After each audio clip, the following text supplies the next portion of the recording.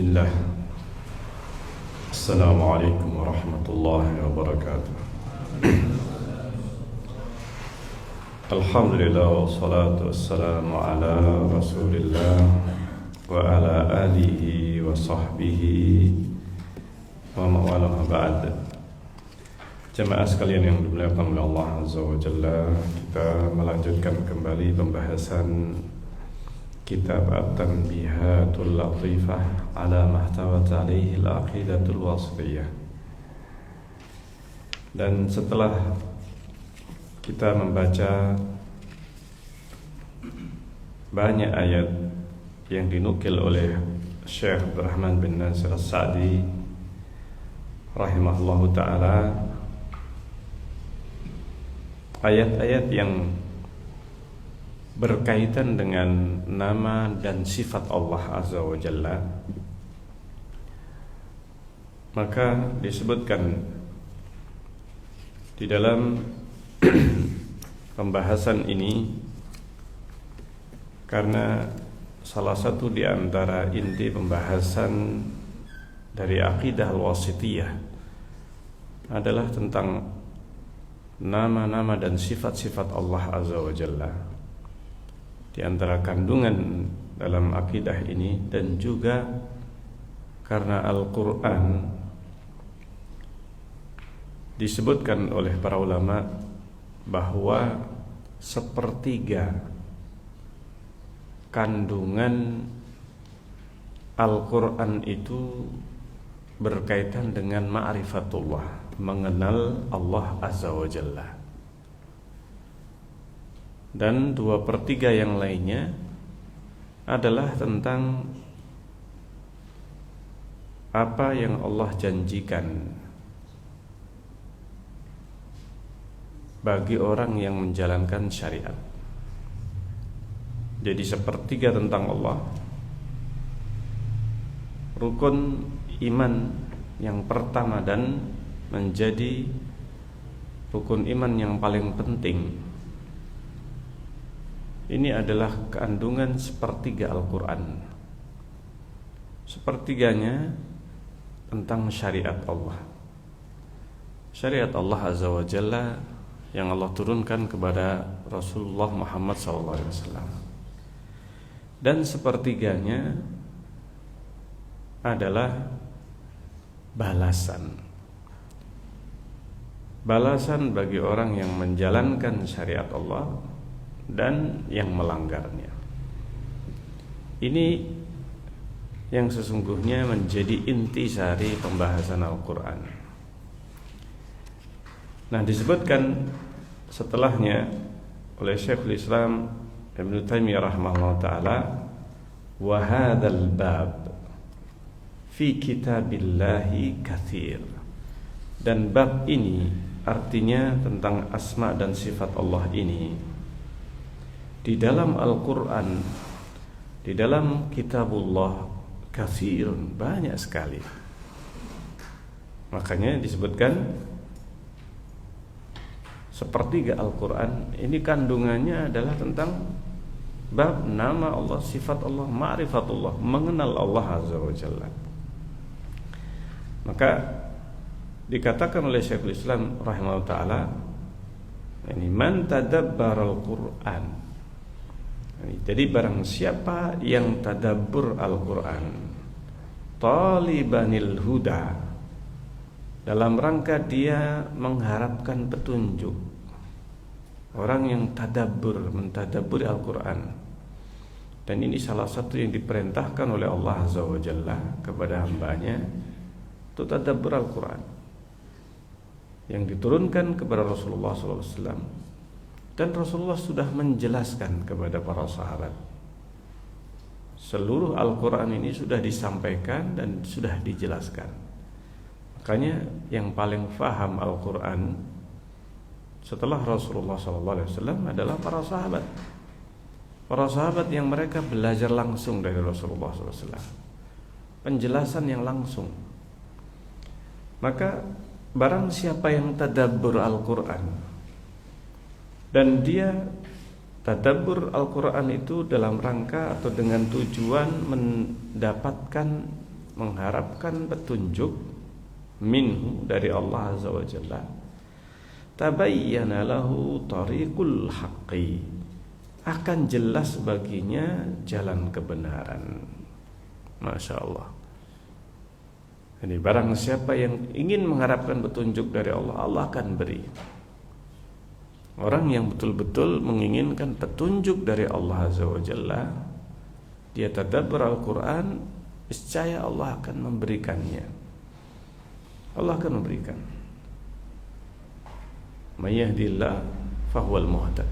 Barang siapa yang diberi petunjuk oleh Allah, dialah yang bakal mendapatkan petunjuk. Aqulu, kata Syekh As-Sa'di rahimahullah ta'ala, atau As-Sa'di, Zakarul musannifu rahimahullah, penulis Syekhul Islam Ibnu Taimiyah rahimahullah ta'ala menyebutkan fi hadzal maudhi, di tempat ini, di dalam akidah wasithiyah ini, di bagian awal kitab ini, iddata ayat, beberapa ayat, wa kulluha, dan semuanya itu dakhilatun fil imani billah, semuanya ini berkaitan dengan iman kepada Allah Azza wa Jalla. Maka disebutkan qul huwallahu ahad. Ini adalah yang disebutkan oleh Rasulullah sepertiga Al-Quran. Nah, ini kenapa kalau disebutkan sepertiga Al-Quran? Sebagaimana tadi disebutkan, kandungan Al-Quran ini ada 3, dan yang sepertiga ini khusus tentang Allah. Dan surat Al-Ikhlas itu murni secara keseluruhan, semuanya ini berkaitan dengan Allah, mengenal Allah Azza wa Jalla. Sehingga kesimpulannya bahwa sepertiga Al-Quran atau kandungan yang berkaitan dengan ma'rifatullah, mengenal Allah, itu terdapat di dalam surat Al-Ikhlas ini. Makanya banyak orang yang masuk Islam, orang Nasrani, dan ini ternyata banyak yang mereka ketika betul-betul meminta petunjuk kepada Tuhannya, yang mereka anggap pokoknya Tuhan, mereka menganggap siapapun pencipta, pokoknya yang menciptakan, yang Tuhan yang menciptakan alam semesta ini. Maka orang Nasrani banyak yang mereka minta petunjuk, betul-betul minta petunjuk kepada yang menciptakan alam semesta ini untuk diberikan hidayah. Maka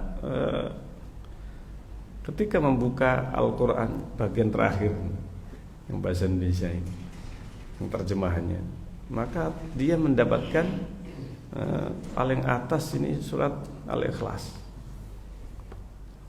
Dia membaca terjemahannya, dan di situ dia menemukan apa yang selama ini dia cari. Karena dia tidak merasakan ketenangan ketika mendapatkan dogma Trinitas. Kenapa bisa seperti itu? Tidak bisa dicerna oleh akal sehatnya tentang Trinitas ini, ajaran atau dogma yang ada di dalam agama Nasrani. Maka dia menemukan di dalam surat Al-Ikhlas jawaban dari seluruh pertanyaan yang selama ini dia ingin temukan. Di dalam surat Al-Ikhlas, dialah Allah Ahad, satu, yang Maha Esa. Nah, di sini dan seterusnya sampai akhir ayat ini, maka dia menemukan ini jawabannya. Disitulah ringkasan Al-Quran yang berkaitan dengan Allah ini terdapat dalam surat Al-Ikhlas. Disebutkan juga ayat kursi, yang ini juga memiliki kandungan yang sama atau mirip dengan surat Al-Ikhlas. Nah, ini, yaitu tentang Allah Azza wa Jalla. Ini ayat kursi. Meskipun cakupannya bukan hanya tentang Allah saja, tetapi juga menyebutkan tentang banyak sifat Allah. Dan Syekhul Islam Ibnu Taimiyah rahimahullah ta'ala menyebutkan beberapa ayat yang semuanya ini bagian dari iman kepada Allah. Wa yattadihu ma'naha umuman, dan semakin jelas maknanya secara umum wa khusus dan juga secara khusus bidzikri usulin, dengan menyebutkan usul, dasar-dasar, pokok-pokok wa dhawabit dan berbagai kaidah-kaidah nuwaddihuha fi ma yati, yang kami akan menjelaskan dalam beberapa poin berikut ini. Minha di antaranya. Ini yang akan disebutkan beberapa kaidah penting. Anna hadhihi nususul Qur'aniyah, bahwa nas-nas Al-Qur'an ini tantabiqu 'alaiha al-qa'idatul muttafaq 'alaiha. Ini sesuai dengan kaidah yang disepakati bainas salaf, di antara para salafus saleh. Di antara para salaf ini yang dimaksudkan dari mulai Rasulullah, para sahabat, tabi'in, tabi'ut tabi'in. Ini yang disebut dengan para salaf.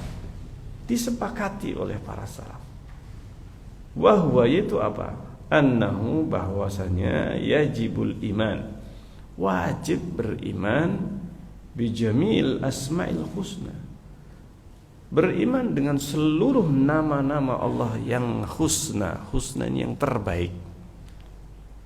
Wa ma dallat alaihi minas sifat, dan sifat-sifat yang ditunjukkan oleh nama-nama ini. Karena nama dalam bahasa Arab, orang Arab itu kalau ngasih nama, maka mereka memberi nama itu dengan nama-nama yang mengandung makna sifat. Berbeda dengan banyak orang Indonesia, kalau ngasih nama, kadang orang itu tidak tahu apa maknanya. Iya. Nah, ini tidak tahu apa maknanya nama ini.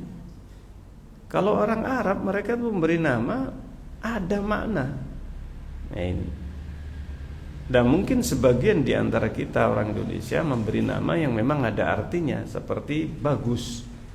Namanya bagus. Kenapa? Ada sifat di situ. Namanya bagus, mengandung sifat bagus ini. Itu yang diinginkan dari nama tersebut. Nah, orang Arab memberi nama itu seperti kita memberi nama mungkin anak kita bagus. Nah, ini. Kemudian apalagi yang lainnya yang ada maknanya, yang jelas ada maknanya. Baik dalam bahasa Indonesia ataupun dalam bahasa Jawa misalnya. Agung. Nah, diberi nama Agung, ada maknanya, iya kan? Nah, seperti itulah orang Arab memberi nama anaknya itu ada maknanya. Nah, ini dalam bahasa Arab ada maknanya dalam bahasa Arab. Nah, ini demikianlah mereka kebiasaannya. Mereka memberi nama anaknya Hasan, Husain, Amir, Umar, Amr. Ini semuanya mengandung makna. Semuanya ada maknanya. Seperti Zaid, Yazid, dan semuanya. Ini nama-nama yang mengandung makna dalam bahasa Arab. Ini kebiasaan orang Arab. Tidak biasa orang Arab itu memberi nama dengan nama-nama yang tidak ada maknanya. Nah, ini. Kecuali mereka yang hidup di negeri selain negeri Arab dan terpengaruh dengan lingkungan yang ada di sana, lalu kemudian memberi nama anaknya dengan orang yang terbiasa memberi nama itu. Tetapi memang demikian dalam bahasa Arab seluruh nama. Dan di dalam bahasa Arab seluruh nama yang disebutkan tentang nama-nama Allah itu semuanya ada maknanya dalam bahasa Arab. Ar-Rahman, Ar-Rahim, Allah, semuanya ada mempunyai kandungan makna. Ini kandungan makna yang jelas dalam bahasa Arab. Masya Allah. Makanya di situ disebutkan dalam kaidah bahwa wajib beriman dengan seluruh nama yang terbaik bagi Allah, dan bahwa di dalam nama itu mengandung sifat, ada maknanya dan ada sifat yang terdapat di dalamnya. Seperti halnya kita agung. Allah di dalam Al-Qur'an disebutkan di antara nama Allah Al-Azim. Al-Azim ini yang maha agung.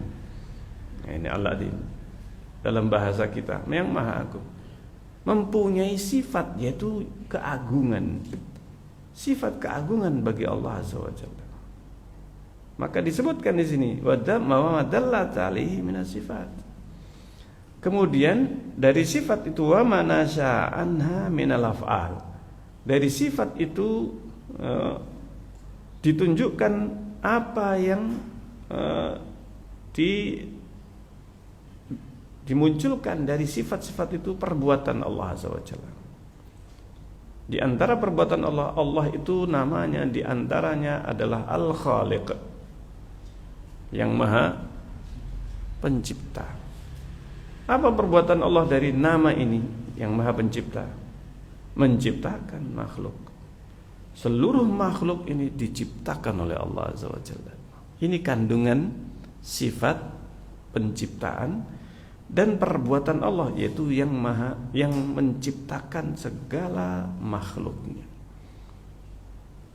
Jadi satu nama Allah Al-Khaliq, di samping menetapkan itu adalah nama Allah, menunjukkan zatnya Allah Azza wa Jalla yang hakiki, yang nyata, bukan khayalan saja keberadaan Allah.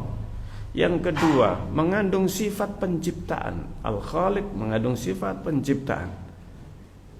Dan yang ketiga, menunjukkan kepada perbuatan yang terkandung dari sifat ini, sifat penciptaan, yaitu Allah menciptakan makhluknya dan maha kuasa di dalam menciptakan makhluk ini. Nah, bisa jadi dalam satu nama mengandung lebih dari satu sifat sebagai konsekuensi dari sifat ini. Sifat yang satu yaitu menciptakan Allah menciptakan, maka mengandung konsekuensi beberapa sifat, rentetan dari sifat ini. Sifat yang satu penciptaan, maka terkandung di dalam nama Allah Khaliq, pencipta yang maha menciptakan makhluknya, mengandung ilmu. Karena yang menciptakan sesuatu dia mesti mempunyai ilmu terhadap yang dia ciptakan.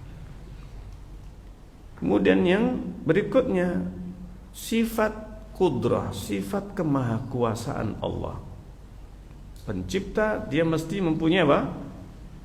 Kekuasaan, kemahakuasaan, kemampuan untuk menciptakan ini. Nah, ini semakin besar ciptaan, maka menunjukkan semakin agung dan semakin tinggi kedudukan kemahakuasaan Allah SWT. Masya Allah. Nah, di sini disebutkan misalu dzalika fil qudrah. Contohnya diantaranya adalah sifat qudrah. Sifat qudrah, kemahakuasaan Allah. Yajibu alainal iman, maka wajib bagi kita untuk beriman bi annahu ala kulli syai'in qadir, bahwa Allah itu maha kuasa atas segala sesuatu. Di antara nama Allah Al-Qadir, yang maha kuasa. Sehingga di dalam nama Allah yang maha kuasa terkandung sifat kemahakuasaan Allah. Dari apa yang terdapat di dalam sifat ini, yaitu kemahakuasaan Allah, maka ada perbuatan yaitu fa'alun lima yurid. Allah itu maha melakukan apapun yang Allah kehendaki. Karena Allah maha kuasa, maka Allah pun maha kuasa untuk melakukan apapun yang Allah kehendaki. Fa'alul lima yurid. Ini rangkaian konsekuensi dari satu kata, satu nama Al-Qadir. Wal iman bi kamali qudratillah. Nah, di sini mengandung makna apa? Beriman bahwa kekuasaan Allah itu maha sempurna. Kamal qudratillah, sempurna kekuasaan Allah. Kemudian wal iman, mengandung iman juga bi anna qudratahu syamilatun li jamil kainat, bahwa kemahakuasaan Allah itu mencakup seluruh yang ada. Seluruh yang ada. Wa bi annahu, dan yang berikutnya, karena Allah itu maha kuasa, qadir, maka mempunyai konsekuensi bi annahu alim, bahwa Allah itu maha mengetahui. Karena kekuasaan, kemahakuasaan itu tidak akan sempurna kecuali ketika memiliki sifat ilmu yang sempurna. Dzu ilmin muhit, Allah memiliki ilmu yang mencakup segala sesuatu, muhit. Wa annahu ya'lamul asya'a kullaha, dan bahwa Allah maha mengetahui segala sesuatu, semuanya. Ini Masya Allah. Ini yang difahami oleh para salaf. Difahami oleh para salaf kesempurnaan seluruh nama dan sifat Allah Azza wa Jalla. Wa hakadha, dan demikianlah baqiyatul asmaul husna, nama-nama Allah yang lainnya, seluruh nama Allah, ala hadzal namat, sesuai dengan sifat ini, kama fi hadhil ayat, sebagaimana dalam ayat-ayat yang sudah disebutkan. Dalam ayat-ayat yang sudah kita baca ada berapa halaman? Ada 7 halaman yang sudah kita baca, yang mengumpulkan sebagian dari nama-nama dan sifat-sifat Allah yang ada di dalam Al-Quran. Maka dikumpulkan di sini oleh penulis Syekh Sa'di rahimahullah taala yang luar biasa. Ini baru sebagian saja di antara nama dan sifat Allah yang Allah sebutkan dalam Al-Quran. Ini allati dzakarahal musannif, yang disebutkan oleh penulis Syekhul Islam Ibnu Taimiyah hanya sebagian saja. Minal asma'il husna, dari nama-nama Allah yang terbaik. Fa innaha dakhilatun fil iman, maka sungguhnya itu semuanya masuk dalam iman bil asma, iman kepada nama-nama Allah, wa ma fiha min dzikris sifat, dan sifat-sifat yang terkandung di dalamnya. Apa yang terkandung di dalam nama-nama ini, dan juga yang disebutkan sifat saja tanpa nama. Karena bab sifat itu lebih luas daripada nama. Setiap nama mengandung sifat, tetapi tidak setiap sifat ada namanya atau diambil nama dari sifat. Tidak setiap sifat diambil nama dari sifat itu. Ini kaidah penting. Nah, ini jangan dibalik. Ini jangan dibalik. Ini salah satu kaidah yang disebutkan oleh para ulama. Setiap nama mengandung sifat.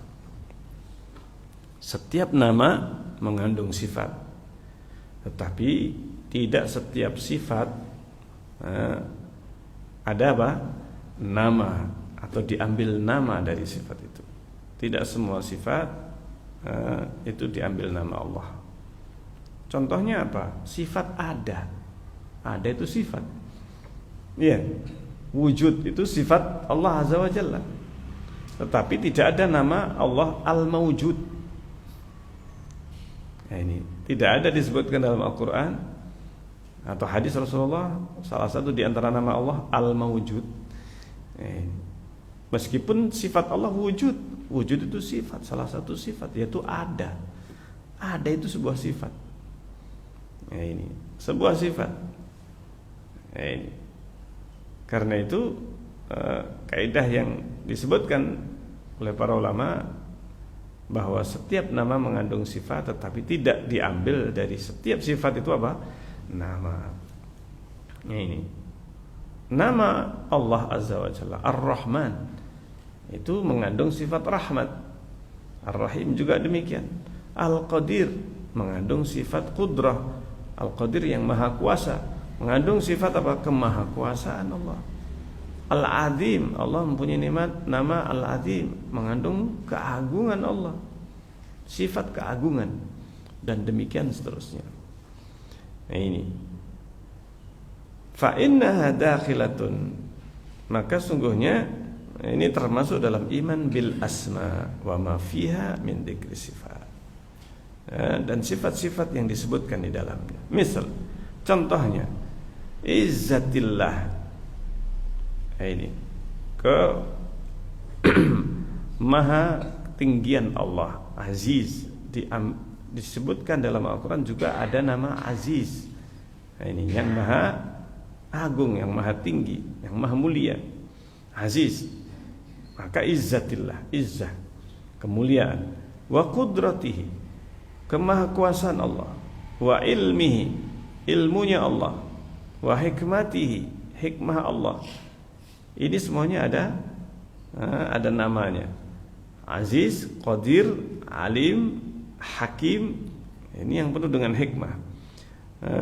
Tetapi iradahnya Allah, iradah itu kehendak, maka tidak disebutkan dalam Al-Quran nama Allah Al-Murid.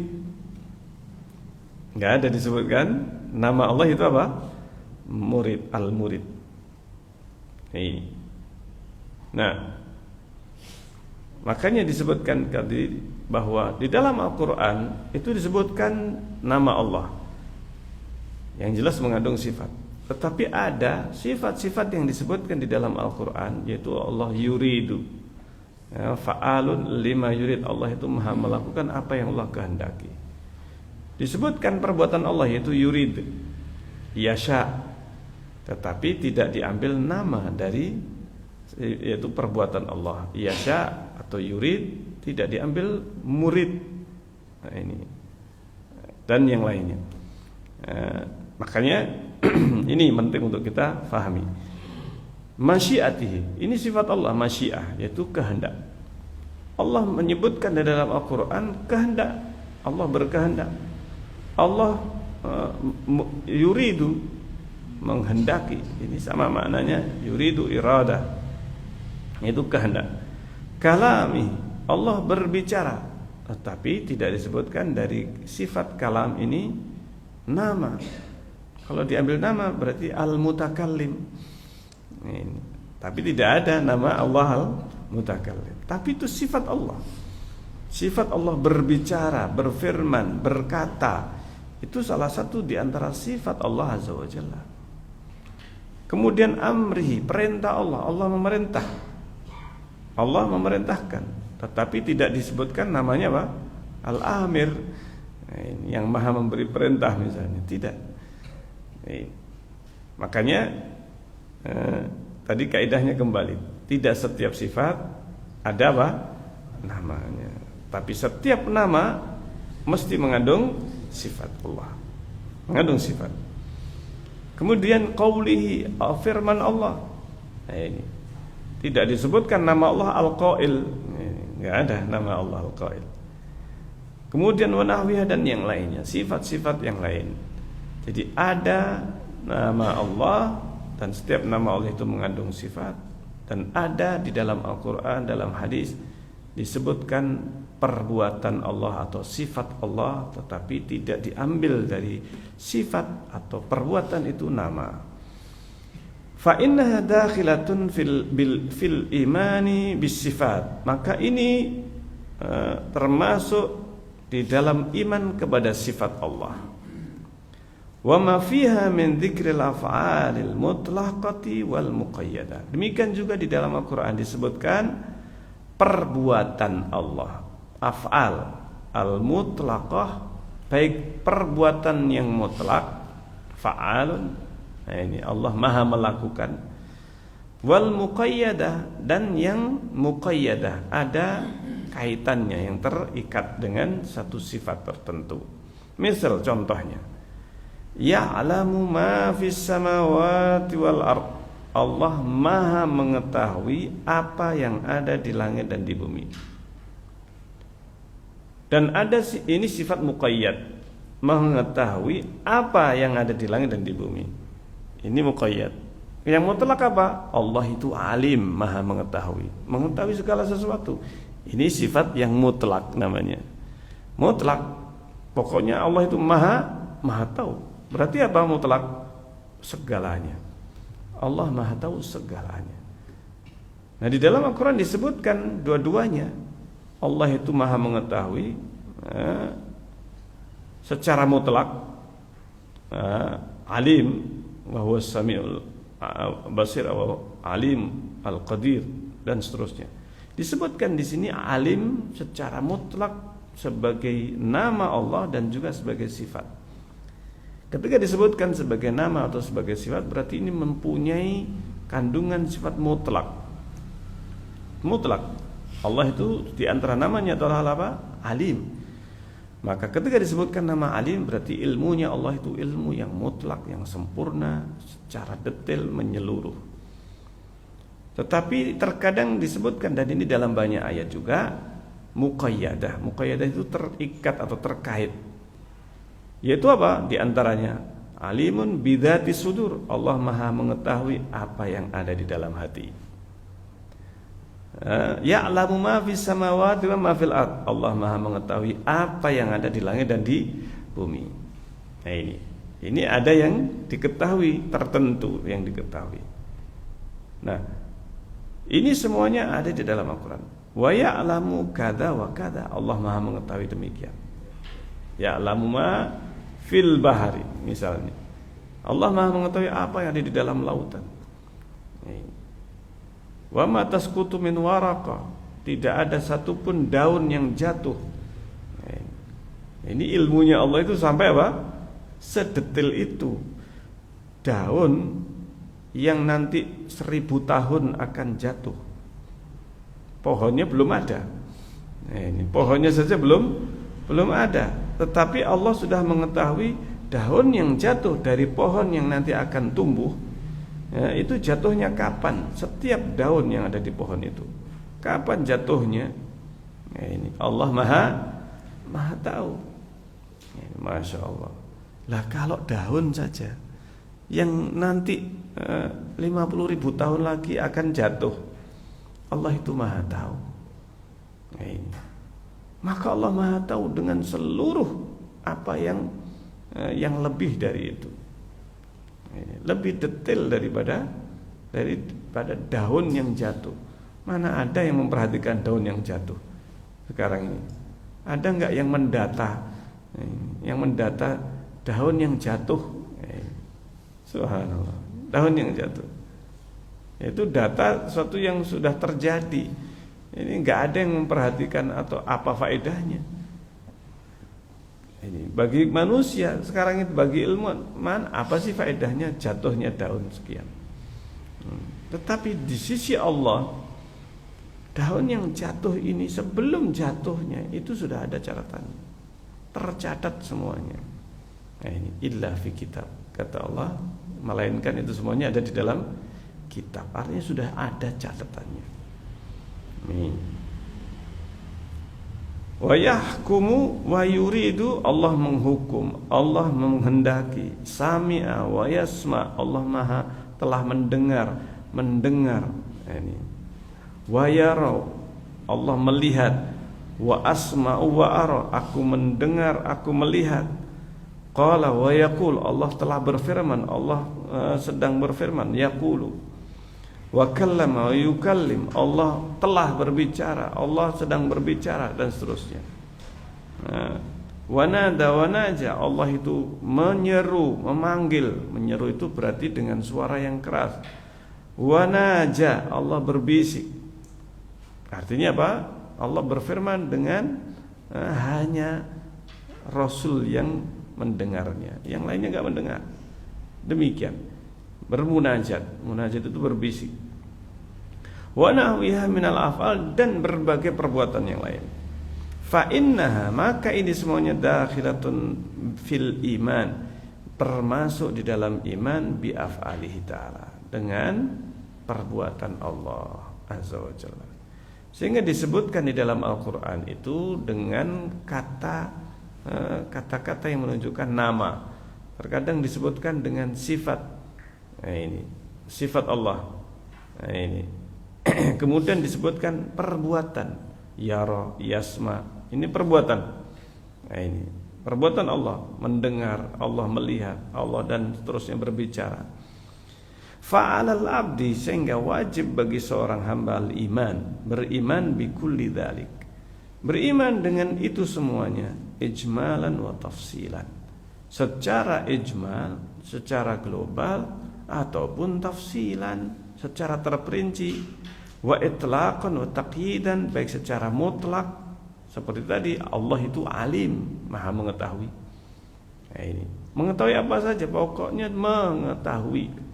Allah maha tahu. Nah, ini sudah tidak disebutkan. Nah, ini tapi hanya disebutkan secara mutlak. Allah maha mengetahui. Berarti apa pengetahuannya?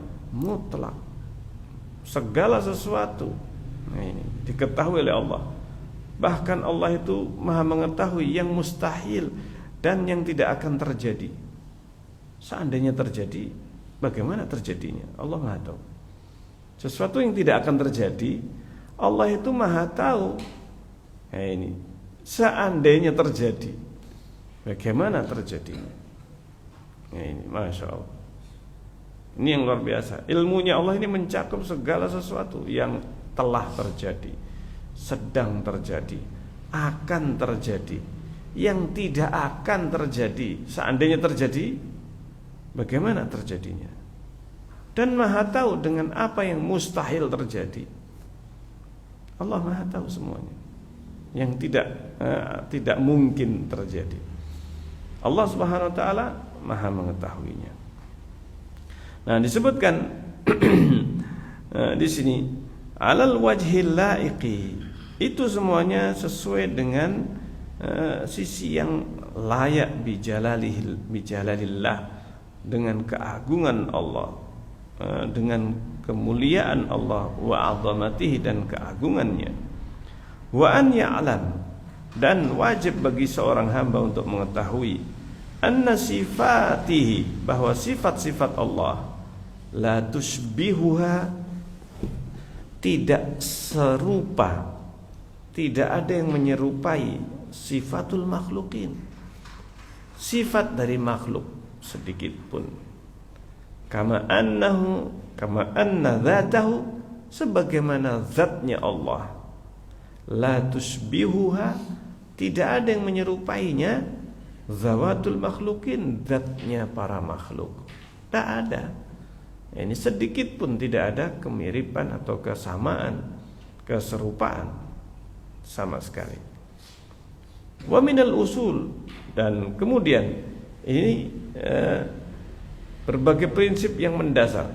Wa minal usul, dan di antara dasar-dasar prinsip-prinsip al-muttafaqi 'alaiha, yang disepakati bainas salaf, di antara para salaf, allati dallat 'alaiha, yang ditunjukkan hadhihin nusus, oleh nas-nas, dalil-dalil, baik itu Al-Quran maupun hadis, sunnah, anna sifatil bari qisman, bahwa sifat Allah Al-Bari, salah satu nama Allah yaitu Al-Bari. Al-Bari itu yang maha mencipta, sama dengan Al-Khaliq. Tetapi Al-Bari ini mencipta dari yang tidak ada, itu namanya Al-Bari. Hanya Allah yang mempunyai sifat ini. Nah, ini. Maka sifat Allah itu ada dua kelompok. Ini secara global pembagian ini disebutkan ada beberapa pembagian sifat Allah.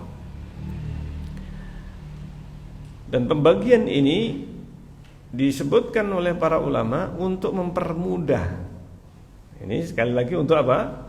Untuk mempermudah pemahaman kita terhadap sifat Allah Azza wa Jalla. Dan ini disepakati oleh para salaf. Yaitu apa? Terbagi menjadi dua kelompok. Yang pertama sifat yang disebut dengan sifat dzatiyah, sifat yang terkait dengan zatnya Allah Azza wa Jalla. Ini sifat yang terkait dengan zatnya Allah, artinya senantiasa ada, karena pada berkaitan dengan zatnya Allah. Ini berkaitan dengan zatnya Allah, la tanfaku anha dzat, yang mana sifat ini terkait dengan zat, artinya selama zatnya itu ada, ya sifat itu tetap apa? Ada, melekat pada zat. Tidak bakal bisa dipisahkan dari zat Allah. Nah ini kasifatil haya, di antara yang termasuk dari sifat dzatiyah, sifat yang terkait dengan zatnya Allah adalah sifat hidup. Sifat hidup ini senantiasa ada pada Allah. Ini tidak terkait dengan kehendak. Nah ini, jika Allah menghendaki hidup, jika tidak menghendaki ya tidak hidup, enggak seperti itu. Ya. Ini sifat yang senantiasa ada pada Allah Azza wa Jalla, tidak terpisah, dan sifat hidup ini melekat. Sifat yang melekat artinya tidak pernah tidak ada. Nah, ini. Dan itu selamanya, azali dan apa? Abadi. Azali dan abadi dalam artian apa yang disadarkan kepada Allah dari sifat ini, berarti sifat itu senantiasa ada pada Allah. Al-ilm, sifat ilmu, sifat maha mengetahui Allah. Sifat itu ada pada Allah dan tidak pernah didahului oleh ketidaktahuan. Ilmunya Allah ini sempurna, azali dan abadi, tidak didahului oleh kejahilan sebagaimana manusia. Manusia, seorang alim, apakah dia terlahir sebagai seorang alim? Tidak. Rasulullah pun juga demikian. Lahir itu dalam keadaan ya tidak tahu apa-apa. Manusia itu lahir dalam keadaan jahil, tidak tahu apa-apa sama sekali. Maka dia kemudian diajari cara membaca, cara menulis, diajari ini adalah namanya ini, namanya itu, dan seterusnya.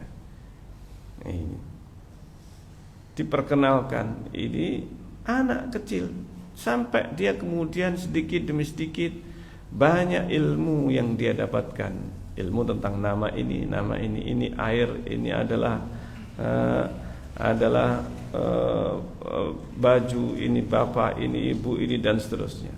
Maka sedikit demi sedikit bayi ini kemudian mengetahuinya. Nah ini sampai dia bisa berbicara dan seterusnya. Tetapi Allah Azza wa Jalla tidak didahului oleh kejahilan seperti ini. Ini sifat makhluk. Makhluk mempunyai sifat ilmu. Oh, si fulan itu alim. Ini seorang yang alim atau ulama. Kapan itu? Nah, ini melalui proses dari awal dia tidak tahu. Nah, ini dari TK sampai kemudian SD sampai perguruan tinggi, profesor. Nah, ini jadi apa? Ulama setelah itu. Nah, ini melalui proses yang panjang. Tapi Allah tidaklah sama dengan makhluk. Nah, ini tidak sama dengan makhluk yang didahului oleh apa? Kejahilan. Allah tidak didahului oleh kejahilan. Sifat ilmunya Allah azali abadi. Nah, ini tidak sebagaimana manusia. Manusia mempunyai sifat ilmu, alim. Tapi suatu saat si alim ini yang berilmu kemudian semakin tua, kemudian semakin hafalannya semakin apa? Berkurang, menurun, sampai akhirnya pikun. Nah, ini, iya kan? Nah, sampai dia bisa jadi orang itu ada sebagian orang pikun, ilmunya sudah apa? Hilang sedikit demi sedikit. Ini yang tidak terjadi pada zat Allah Azza wa Jalla. Sifat ilmunya Allah azali dan abadi sebagaimana zatnya Allah. Zatnya Allah itu azali dan abadi. Azali itu untuk kesenantiasaan di waktu yang lampau, abadi kesenantiasaan untuk waktu yang akan datang. Itu. Jadi sifat Allah, zat Allah azali abadi. Maka demikian juga sifat dzatiyah ini. Sifat yang terkait dengan zat Allah itu azali dan abadi. Nah, kemudian disebutkan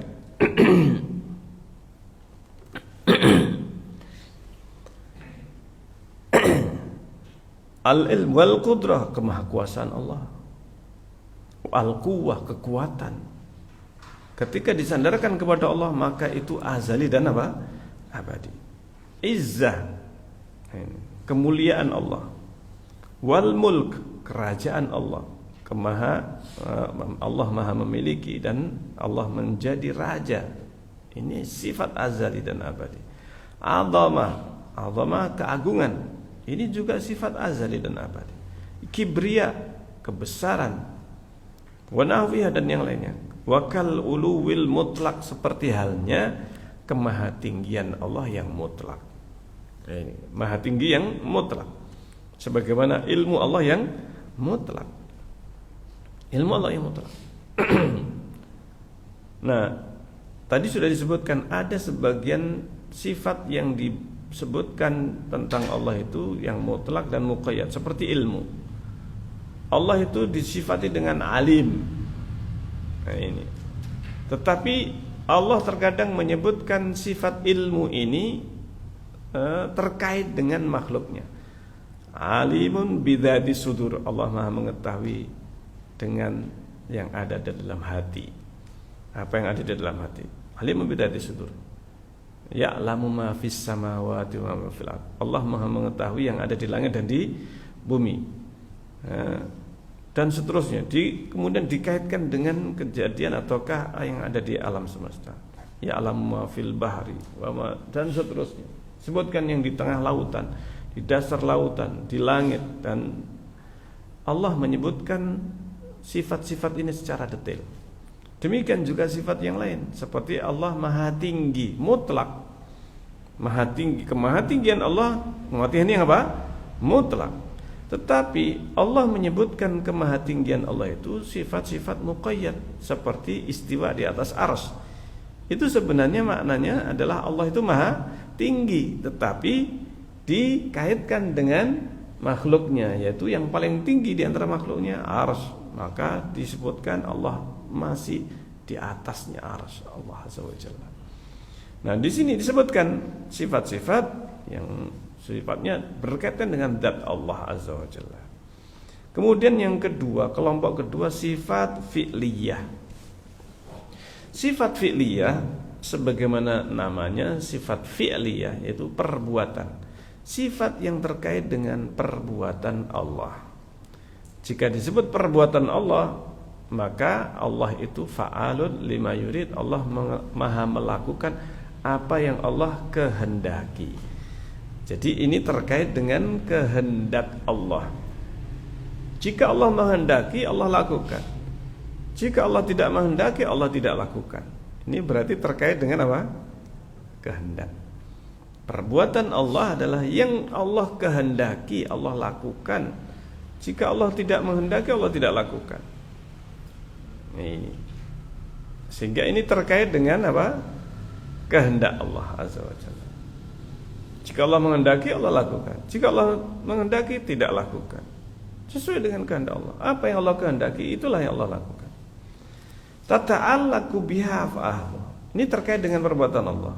Kulla waqtin, setiap waktu, wa anin wa zaman. Kapan saja Allah kehendaki, maka Allah lakukan. Ini terkait dengan waktu di sini. Nah, ini kapan Allah kehendaki, di mana Allah menghendaki, kepada siapa Allah menghendaki. Ini terkait dengan waktu, dengan tempat, dengan hambanya.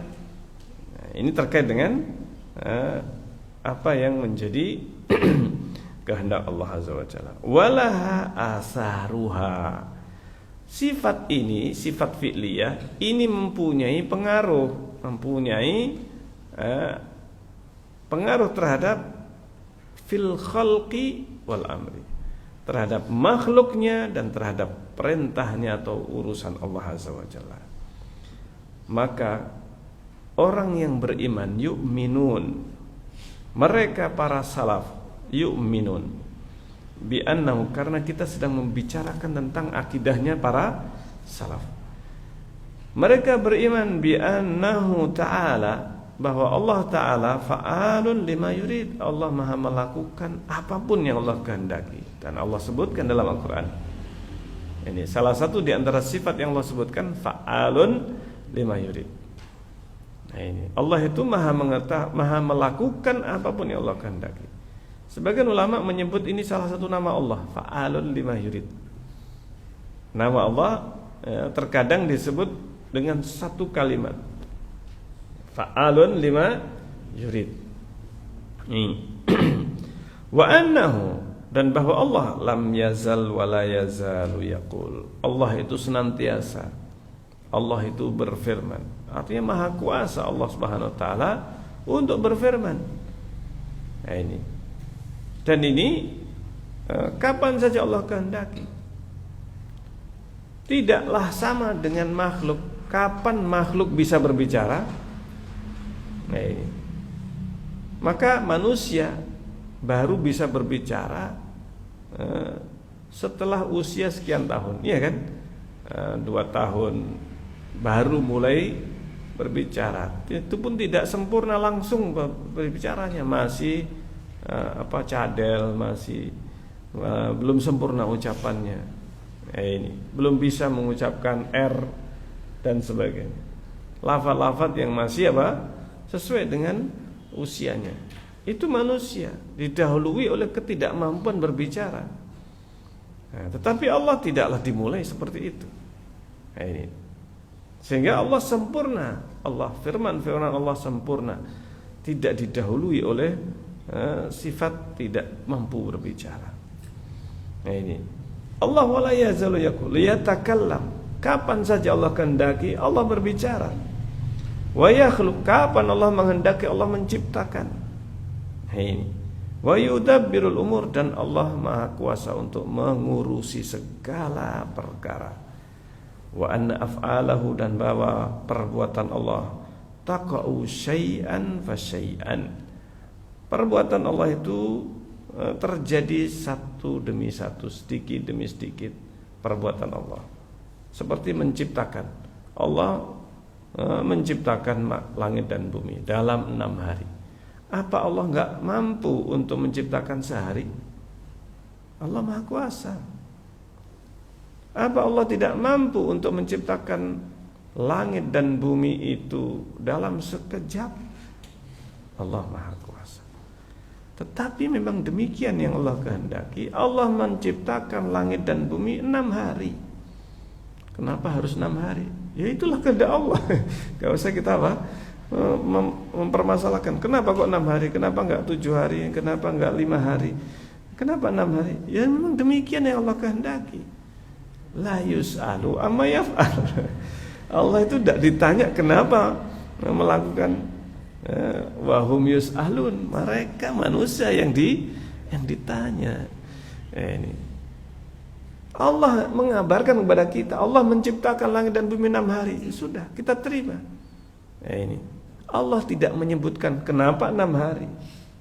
Tidak perlu kita mempersoalkan. Ini kenapanya ini tidak perlu kita tanya. Kenapa? Tidak ada informasi. Sudah cukup bagi kita.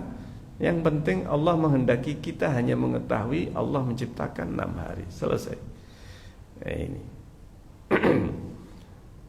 Dan Allah menciptakan, melakukan ini sedikit demi sedikit. Kenapa demikian? Demikian kehendak Allah. Fa'alun lima yurid. Allah melakukan sebagaimana yang Allah kehendaki. Tabaan, dan ini semuanya tabaan li hikmatihi. Ini sesuai dengan hikmahnya Allah. Ada hikmahnya. Kenapa 6 hari? Ada hikmahnya. Kenapa demikian? Kenapa Allah ciptakan hari itu ada 7? Ya. Dan kenapa Allah menciptakan bulan itu ada 12? Subhanallah. Demikianlah memang kehendak Allah Azza wa Jalla. Demikian Allah kehendaki. Wa iradati, sesuai dengan kehendak Allah, hikmahnya Allah. Dan semua perbuatan Allah ada hikmahnya.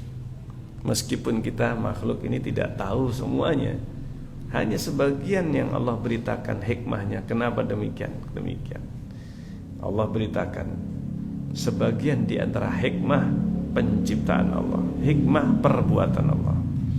Kama anna syari'atahu, kama anna syari'atahu, sebagaimana syariat Allah, syara'i'ahu wa awamirahu, perintah Allah. Kenapa Allah syariatkan demikian? Kenapa sholat? Kenapa puasa? Kenapa Allah perintahkan zakat dan seterusnya? Wa nawahi, kenapa Allah melarang perbuatan ini, perbuatan itu? Ini asy-syar'iyyah. Larangan-larangan ini yang termasuk dalam syariat Allah. La tazalu taqau syai'an fa syai'an. Senantiasa terjadi sedikit demi sedikit. Makanya syariatnya Rasulullah tidak satu waktu sekaligus ini syariat diturunkan, tapi sedikit demi sedikit. Tahun ini diwajibkan sholat, tahun berikutnya ketika di Madinah baru diwajibkan berpuasa, diwajibkan zakat, haji terakhir. Ya, tidak langsung begitu saja di semuanya diperintahkan, tidak. Nah, ini sholat 5 waktu pun awalnya tidak seperti sekarang. Awalnya sholat duhur 2 rakaat, asar, isya 2 rakaat semuanya, subuh, maghrib 3 rakaat. Tetapi kemudian yang 2 rakaat ini, yang 3 ini, duhur, asar dan isya, dijadikan 4 rakaat. Itu syai'an fa syai'an, sedikit demi sedikit. Awalnya kiblatnya kemana? Baitul Maqdis, kemudian dirubah ke Masjidil Haram, ke Ka'bah. Syai'an fa syai'an, sedikit demi sedikit. Kenapa? Demikian yang Allah kehendaki. Dan di dalamnya ada hikmah. Masya Allah. Ini semuanya ada hikmahnya. Wa qad dalla ala hadzal asal, dan ditunjukkan dasar ini, prinsip yang besar ini, al-asl kabir, ma fi hadhihi nusus, apa-apa yang disebutkan dalam dalil-dalil nas-nas Al-Quran ataupun hadis, min dzikr, ketika disebutkan qala, Allah berfirman, yaqulu, mengatakan, Allah berfirman demikian, disebutkan dengan bentuk fi'il madhi, fi'il mudhari. Fi'il madhi itu kata kerja lampau, fi'il mudhari kata kerja yang akan datang atau yang sekarang. Sami'a, Allah mendengar, Allah telah mendengar. Yasma'u, senantiasa mendengar. Disebutkan.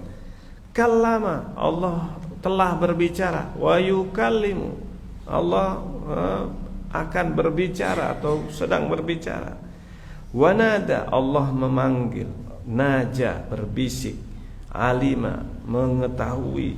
Kataba, telah menetapkan, menulis. Yaktubu, Allah senantiasa menulis. Ini jaa, Allah datang, telah datang. Wa yaji'u, akan datang. Wa ata, wa ya'ti, telah datang, akan datang. Auha, yuhi, Allah telah mewahyukan, akan mewahyukan. Dan yang lainnya, sifat atau perbuatan Allah. Wa nawiha minal af'alil mutanawwi'ah, dari perbuatan-perbuatan yang bermacam-macam ini, allati taqa'u muqayyadatan, yang Allah itu menyebutkan perbuatan Allah itu muqayyadatan, terkait bi auqatiha, dengan waktu. Dengan waktu. Ini subhanallah. Seperti halnya ketika disebutkan dalam hadis, yanzilu rabbuna ila samai dunya hina yabqa sulusil lail akhir. Sulusil lail akhir. Allah itu turun ke langit dunia ketika sepertiga malam terakhir.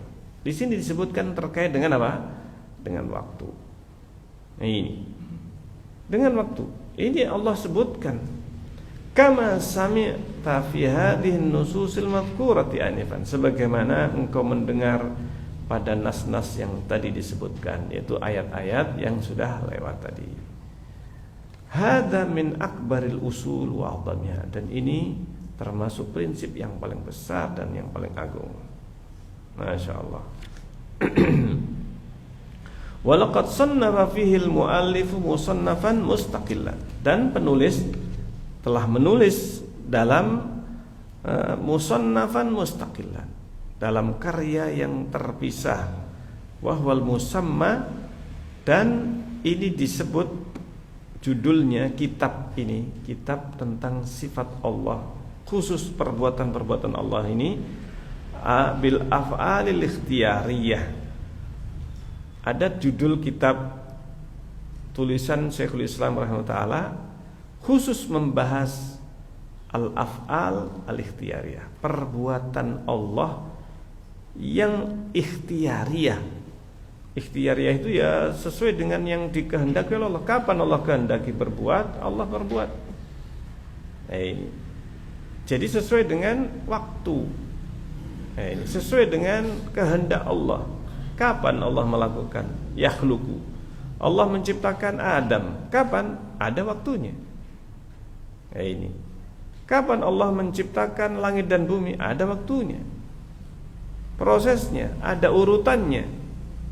Ini. Ketika Allah menciptakan arsy sebelum langit dan bumi. Allah menciptakan malaikat sebelum menciptakan langit dan bumi. Sebelum diciptakan surga dan neraka.